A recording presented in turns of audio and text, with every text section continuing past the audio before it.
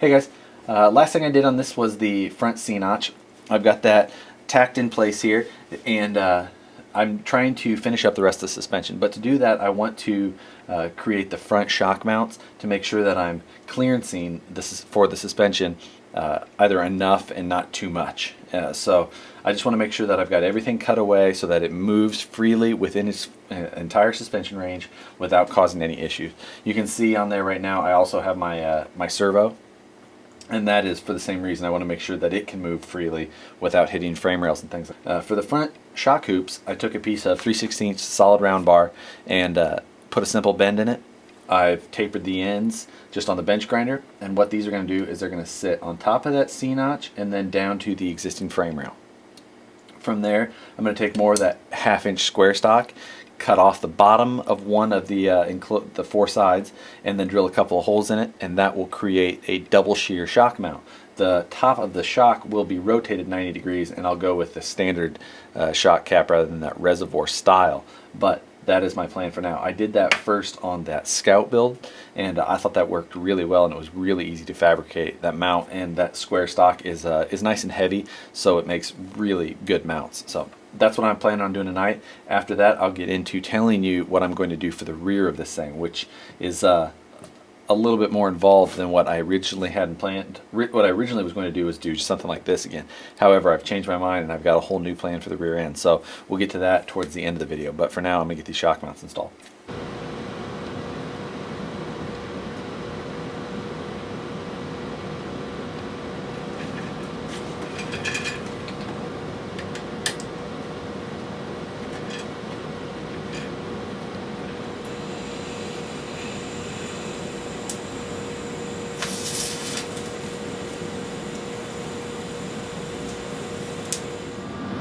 Alright, this is that square steel tube I'm talking about. It's a nice thick wall tubing, 1/2 inch square.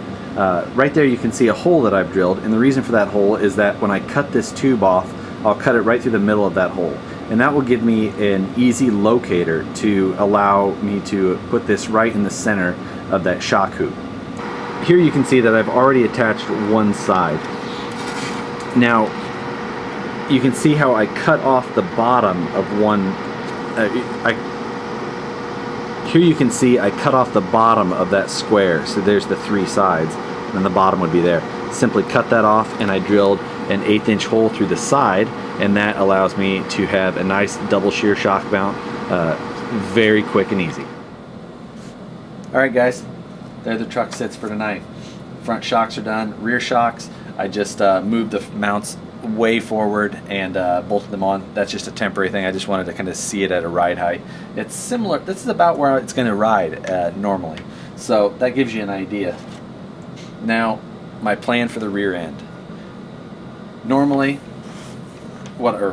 previously, what I thought I was going to do is a C-channel just like the front. Do that in the rear. Now, right now the wheelbase in this thing is stretched a little bit because I have some links off of the SCX10 Rubicon kit on there, but the wheelbase will get shrunk by 0.4 inches once I get those links for this kit on there. And once I do that, we'll pull this up. And then what I'm going to do is just like Poison Spider did with their full-size build Crispy, I'm going to back half it. Meaning, just past the rear link mounts, whack the chassis, and get rid of the frame rails. From there back, it's going to be all tube. Now, normally, you would want that tube work to stand out and those type of things. Where this one, I'm going to keep running this body and this plastic roll cage. So that tube work is going to have to stay low profile. It's going to have to stay underneath of where that body line is. And I've got this body as low as it can go already. So it's going to only have to be, you know, an inch and a half tall maximum.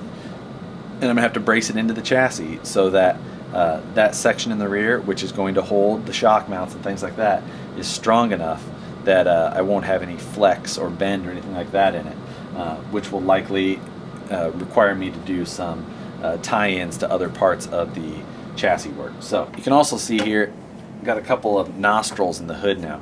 What those are is that's those top of the shock towers now, kind of just peeking through so that you'll be able to see them. Now that's just something I wanted to do. That's a function of the raised shock mounts with the lowest setting I can get on the body. So it looks kind of cool. I kind of like it. The one thing is I had those the body mount holes already drilled in there, so they're kind of just sitting there, and I'm not 100% happy with how that is, but I'll try and integrate that with some extra tube work or something between the shock towers, try and figure out what I can do there to just make things look like I meant to do that, but we'll all know better. So anyway, for now though, that's it guys. Hopefully I can have a big chunk of this truck done by like the end of this weekend. That's kind of my goal. We'll see how that goes. I've got some more parts rolling in for it soon, and we'll get on to some of the aesthetic work as far as the tubing. Like I'm going to do some tube fenders, and I'd like to do some rolled tubes to do those. I've got a ring roller here that I've yet to use on a project, and I think it's probably time to do that. Thanks for watching guys. Subscribe, like the video, share it, all that kind of good stuff. Make sure to go check out the December giveaway video, which has the details on giving away that Wraith chassis with the aluminum DMG Stiffy kit, as well as some HD hardware. Hopefully, I think we're going to get real close to those numbers, and hopefully we hit them. I'd love to give away that chassis and all that. I'd love to hit those numbers.